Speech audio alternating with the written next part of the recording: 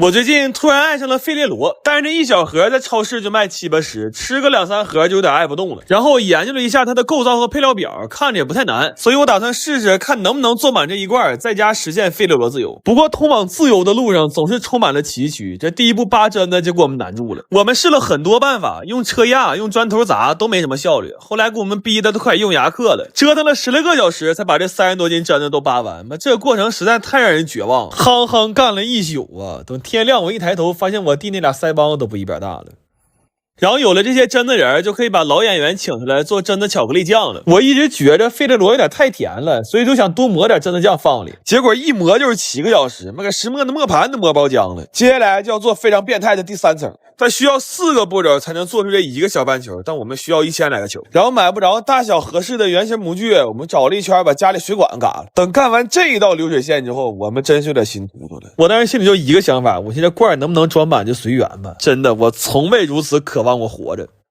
后来寻思先吃点东西缓一缓吧，正好我最近挖到一款韩式自由火锅，这一大箱才花了1块钱，而且配料贼多，这波纹面配上韩式汤底，味儿也特别正。现在拼多多有美食体验专场，每人现抢1份8盒必品阁的自由火锅，多种口味让大家尝购。试吃链接我放评论区置顶了，链接在这还能抢，你们也赶紧去看看吧。然后吃完饭之后，就把现在有的3层都组到一起了。最外面那层除了要用到榛子碎，还会用到巧克力和椰子油，恰好这2样罪我都遭过。这一把干苦的巧克力，还有这1碗底椰子油，已经是半年前的事了。果然互联网是有记忆的呀。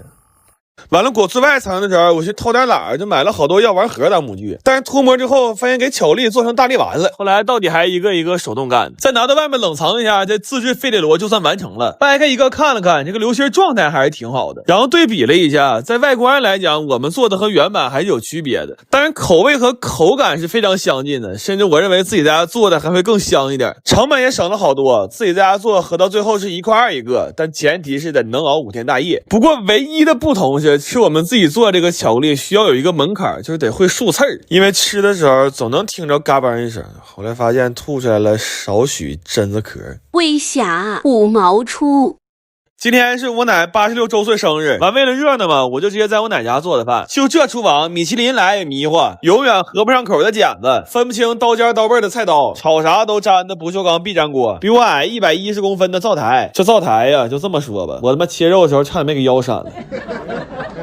看看我奶家冰箱啊，囤的最多的是肘子罐头，我开了一盒给炖的酥汤。我奶说那罐头就借味儿，肘子我都给你准备好了，你赶紧炖上吧。完给我妈买鱼买冲了，整2条小红人，我说都做上吧，以后我奶就是双鱼座了。我妈还给买馒头，我爷没看明白，昨天吃一个，生从生日快乐吃成了生日快福。然后今天做的都比较合我奶口，像油焖大虾、广西牛腩，这我奶都恨不得1个礼拜吃好几回。但有的菜也不是我独立完成的，我最后炒这个羊肉片啊，喊了2个放风的，因为我奶要是看着了，不但让我放1粒鸡精的。最后煮点海螺，这一桌就这么地了，给我奶家所有能用的碗筷盆全都掏出来了，再多俩人就得拿水杯吃饭了。完吃饭，我弟闹铃响了，我寻思怎么的跟晚上上班了？他说不是，是德物现在有免费送皮肤活动，有机会0元就整一个任意888的史诗皮肤。再一个这不春节嘛，好多数码产品啥的买的也真合适，链接放左下角了，赶紧整皮肤啊宝子们。但我一不留神把那福馒头给吃了，我扒拉我弟，我说你赶紧把这个生日快帮我吃成生快，要不咱哥俩今天是快了。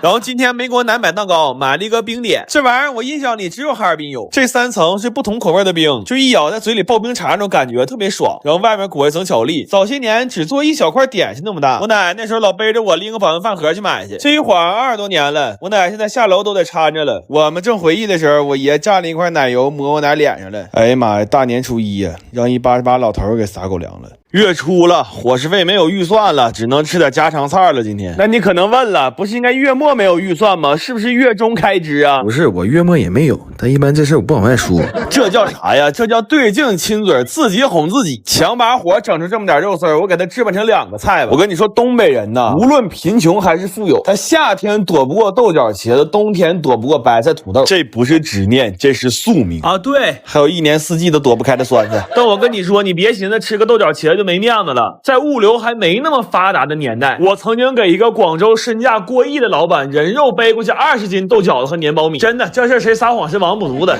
当时我不舍得交超重的托运费，我所有的行李就只有一个塑料袋，里边装着我的身份证、银行卡、充电器和一条裤衩。行了，还是说菜吧。地三鲜颜色重，因为我酱油放的多，因为我弟愿意吃酸口的，脑里酸酸。来吧，吃香香了，大冷面、鱼香肉丝、蒜苔炒肉、酸菜粉、脑血酸地三鲜、干巴的烤羊排，凑合吃吧。明天给我奶奶存钱罐砸了，买点肉去，我忽悠我弟去。我最近特别馋川菜里的那个麻辣牛肉干，但是外面卖的总觉得口味差了那么一点，所以前2天趁着养羊的时候，我研究了一个特别好吃的配方，然后今天买了4个牛后腿，打算都做出来承包一下朋友们过年聚会的小零食。正好我也想看看这纯牛肉的肉干做完合成本是多少钱一斤，但是这么多肉做起来实在太麻烦了，光切肉和焯肉我们连轴干了36个小时没合眼，那干完之后心都突突，我们都吃上速效救心丸了。不过想想也够神奇的了，这一年我几乎凭借一己之力把治愈系的美食博主活生生的干成了高危行业。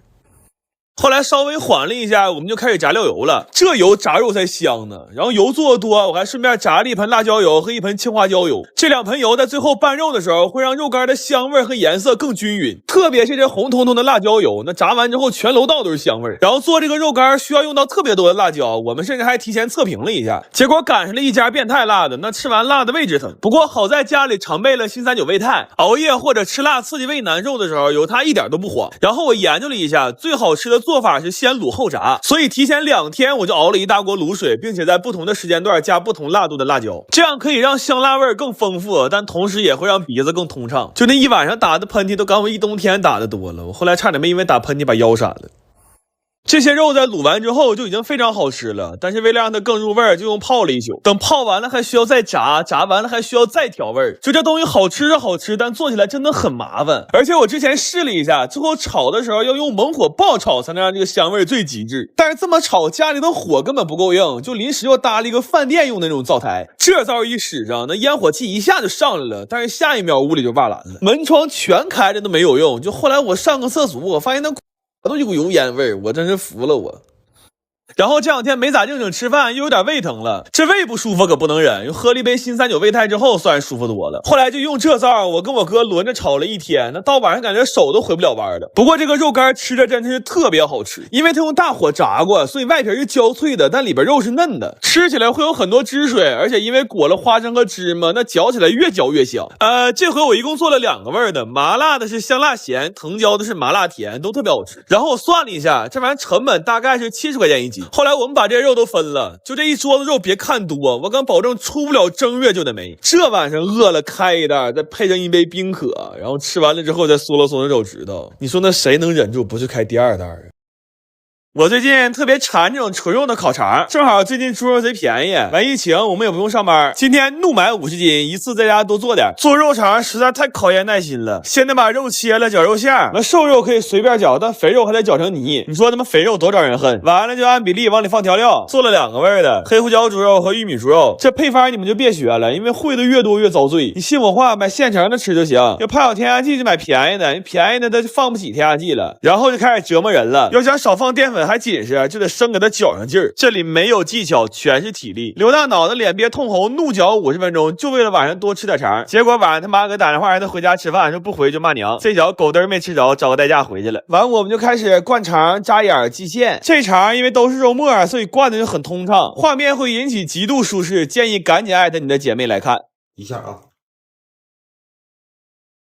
这些肠需要先用电风扇伺候3-4个小时，然后煮肠可遭大罪了，家里所有锅都用了，还煮了3番，这活比我那些前女友都磨人，只能码1层，多了不行，完得全程小火90度煮1小时，还得盯着加气泡，跟打地鼠似的。最要命的是我在厨房盯的都要死了，我发现外面有个偷我肠。切肠一共煮了4个半小时，正常还应该再晾3小时，晾的越干烤的越脆，但我们实在是熬不动了，擦不就给塑封了。关键是有个老大夫跟我说过，1点多不睡最伤肾，但事已至此也没办法了，就做点腰花浇头吃的腰子面。后来我一算得做了400根肠，我就发朋友圈纪念一下。那会儿都2点了，我有个哥们看着这给我来个电话，他说哥们儿，你要遇整啥难事你就说，使点钱啥的不犯毛病。他说我看你整那个肠连个商标都没有，这要给你抓着得胖好几年呢，可别扯那没用的了。我最近爱上了用铁锅炒菜，但是查了一下手打不粘锅的价格，便宜的不敢买，贵的还不舍得，所以在综合考虑了一番之后，我买了2块铁板，决定自己在家砸一个。然后研究了好多纪录片，看起来不太难，但是干上之后发现全是知识盲区，光点火就研究了小半天，好在晚上连线了一个铁匠，老师操着一口非常标准的山普给我们梳理了一下目前工具、模具、手法的问题。就他讲完之后，我们变得非常有信心，所以连夜又换个地方开始搭炉子。这一天呢，忙活了20个小时，锅一下没砸上，光他妈搬就完了。然后按纪录片里讲，铁板要烧到2000度左右才可以去杂质和定型，这就是所谓的趁热打铁。这温度别说炼铁了，炼我都够了。但是我们没买到砸锅专用的铁枕子，就只能用废轮毂简单充当一下锅型的模具。所以砸了一天之后，这锅看着跟刚出土似的。然后又联系了一下老师，但老师说现有条件也就只能这样了，剩下的只能靠冷锻了。他说完之后，我彻底破防了，因为冷锻还有一个更通俗的解释，就是拿个小锤生砸。然后砸了一宿之后，简单抛了个光，这回看着顺眼多了。接下来就是著名的36000锤了。完，我们寻思先找个地方蹭会空调，没想到变成了大型社死现场。认识我们的跟看猴似的，苦苦照相；不认识还以为我们要砸店呢。然后在那干坐着，实在太尴尬了，就随手买了几个冰激凌，结果发现意外的好吃。本来挺 emo 的，吃完马上来电了，甚至觉得抡大锤都有劲儿了。然后回砸鱼鳞纹的时候，从天亮砸到天黑，砸完感觉胳膊都没知觉了，但是就是手艺太差了，这纹路不太像鱼鳞，都有点像狗啃的。然后连夜开了个锅，又火速煎了个鸡蛋。这个锅在经历了将近10万次的捶打之后，终于不负众望的变成了一个嘎嘎粘的大粘锅，我吐了我。后来发现是开锅的问题，就耐下心来又重新开了一遍，然后没放油，打了个鸡蛋试试。这回它终于变成了一个超级不粘的不粘锅。忙活了3天3夜，一共没睡上10个小时，这锅现在比我命都金贵。然后做了一碗富含铁离子的茄卤凉面，还买了几个好吃的冰激凌。这个夏天呢，有这3样我可太满足了。那么至此呢，人生3大苦我们已经有幸体验到其中2样了。如果有一天我的 IP 定位变成了江浙一带，那大伙就消停在家等视频吧。趁现在还能喘气儿，我一定找机会体验一下撑船的乐趣。我最近发现哈尔滨也太能整活了，就现在你们看着的每一样东西单拿出来都足够我们本地人震惊一辈子了。那既然尔滨你要这么搞的话，就别怪我也不老实了。我打算从今天晚上开始，在家做出1500根糖葫芦，拿到大街上去给游客们发去。时间呢，预计是1月7号下午，然后地点应该是一个路线。如果做的顺利的话，我们应该是下午2点半到3点半在音乐广场的大雪那儿，然后5点到6点在房建塔和张大街那儿，晚上7点到8点在索菲亚大教堂那儿。然后我到那天争取搞一个小推车出去，这样我们可以沿着这个路线全程推着小车给大家发糖葫芦。所有来玩的小金豆们，你们一定记住了，只要你在7号那天在大街上看着我，就记得来找我领一根属于你们自己的冰糖葫芦。然后本地的朋友们想来玩的话，咱们还是以物换物，但是大家尽量带一些南方游客们能用得到的东西来换，这样我们可以在后面的过程里边把大家的热情都继续传递下去。后面如果有什么最新消息，我会及时发在这条视频的评论区里边的，你们一定注意再看一下啊！我现在就得准备去备货去了，我他妈太燃了！我在这城市生活了几10年，从来没这么燃过呀！咱们到时候见啊，朋友们。